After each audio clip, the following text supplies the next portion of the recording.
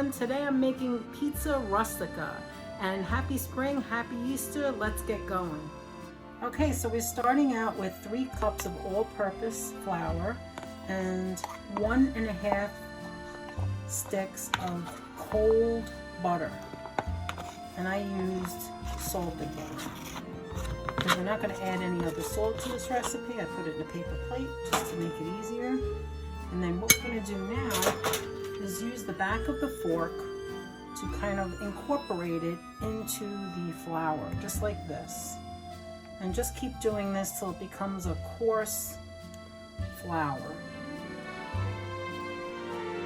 After you have the butter look like a coarse crumbs like that, you're going to add in 2 eggs, and we're going to scramble it together in the middle, and little by little add a little flour to the scrambled eggs, just a little at a time, kind of incorporating the eggs with the flour, just like this. This is what it looks like when the egg is incorporated. Now we're going to start by adding 2 tablespoons of cold water and mixing and kneading the dough by hand, and continuing to add more water, a teaspoon at a time, while continuing to mix and knead till it comes together. And I'll show you what that looks like when it's over. Okay, so this is what it looks like. Actually, I separated a third. This is a third of the dough. That's for the top of the pizza rustica, and this is for the bottom. So once we do that, we're gonna go ahead and put it in saran wrap, and both of these will go into the refrigerator for 1 hour. Okay guys, this is the fun part. My favorite is cutting up the filling, and the filling is a combination of meats and cheeses. I started out here with 8 ounces of mozzarella, 4 ounces of sharp provolone, and 4 ounces of tiny pieces of dry sausage that came in a dry sausage package, not cut up. I just cut these little pieces up right now because Anthony and I love tiny little pieces of dry sausage. And another word for it is sopressata. It's the regular sopressata, the sweet, not the hot.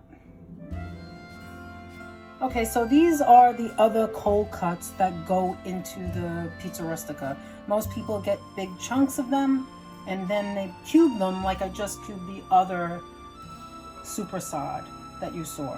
But I like it, as I said before, Anthony and I like it to be very thin. So we have here 4 ounces of prosciutto, cut thin of course, 4 ounces of mortadella, cut thin. It's kind of like an Italian bologna kind of. We have regular ham here, 2 ounces of that, and 2 ounces of extremely thin Genoa salami. Look at that. Look how thin that is. Perfect.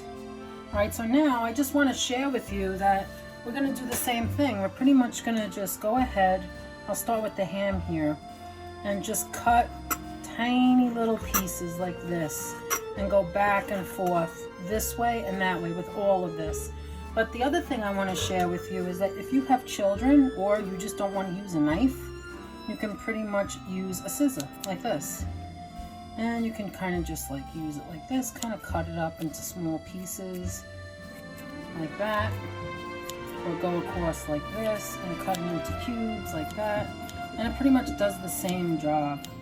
Anthony's going to help me with this now. He's going to do the rest of this for me.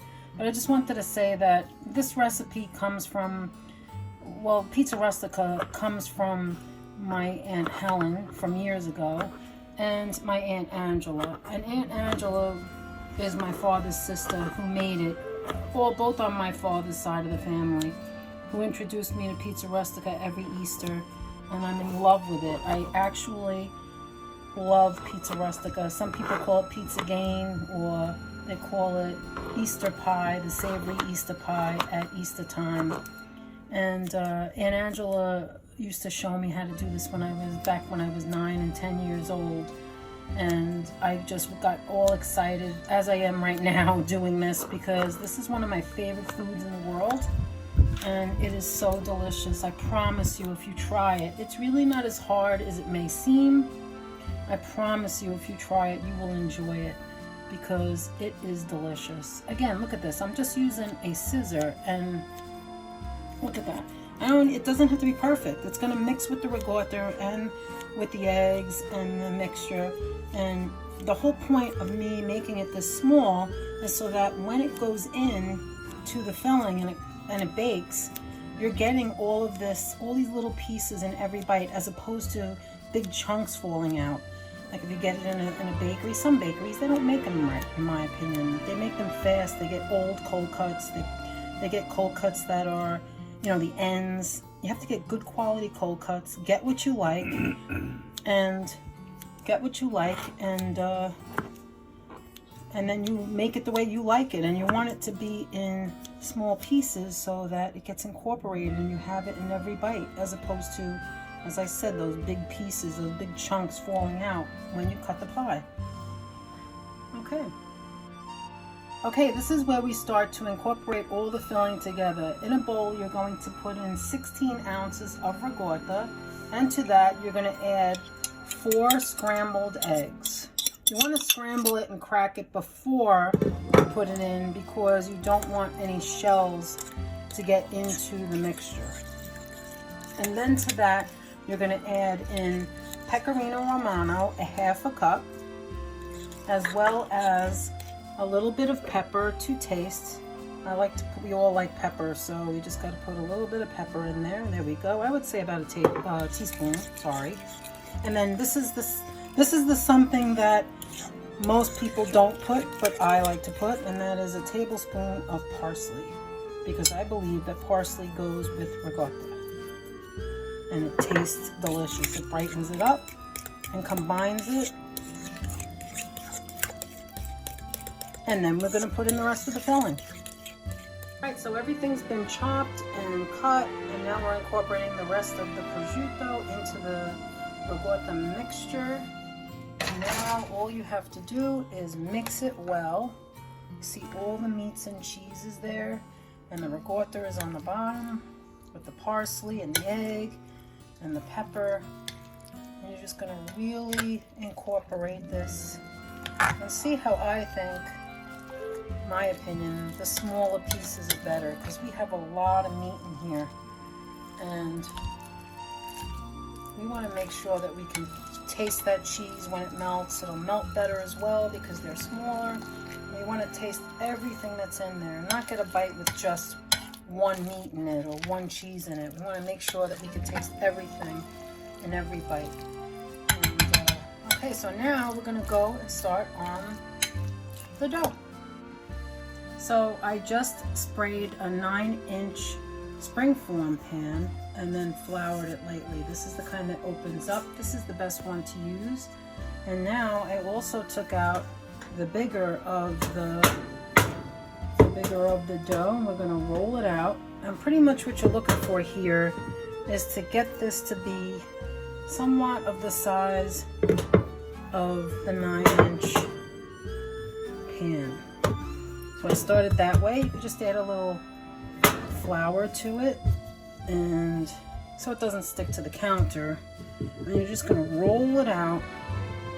Don't be afraid to use this now. Don't think, oh, I can't do this, because it doesn't matter if it even breaks in half, because it's so buttery that what you can do is just mold it into the pan. It's really not a difficult thing to do, and it doesn't have to be perfect. Okay, so I'm just rolling it on the rolling pin.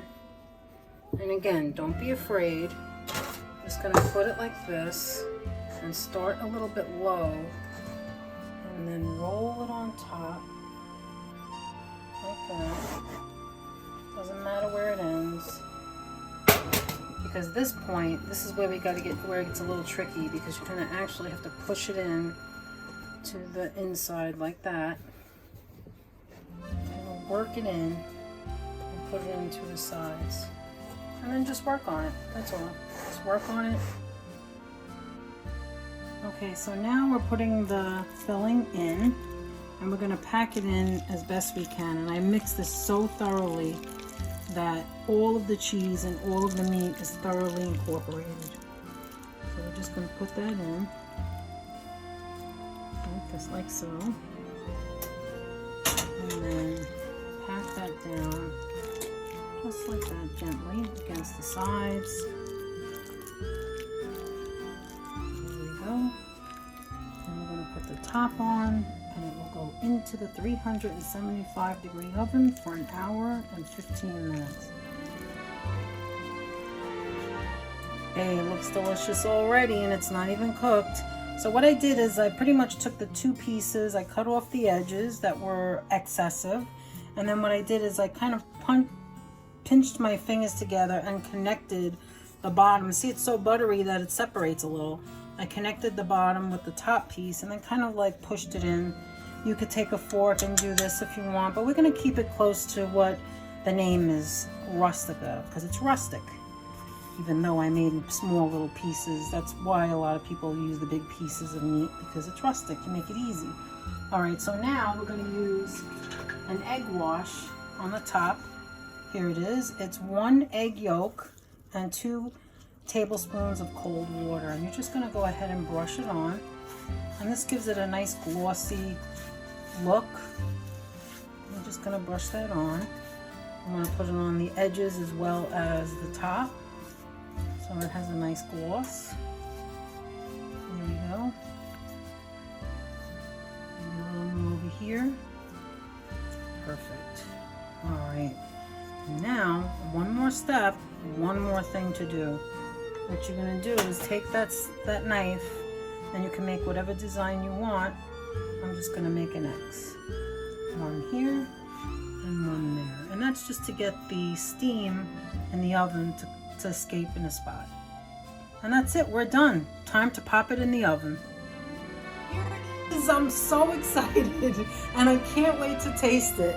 It smells amazing. That's right, Pizza Rustica. Only thing is, I will not be trying this today. Anthony and I will be trying this tomorrow. So come meet us here, April 9th, 4 p.m. Eastern Standard Time for our Easter extravaganza, where we will be eating this wonderful looking Pizza Rustica. See you then.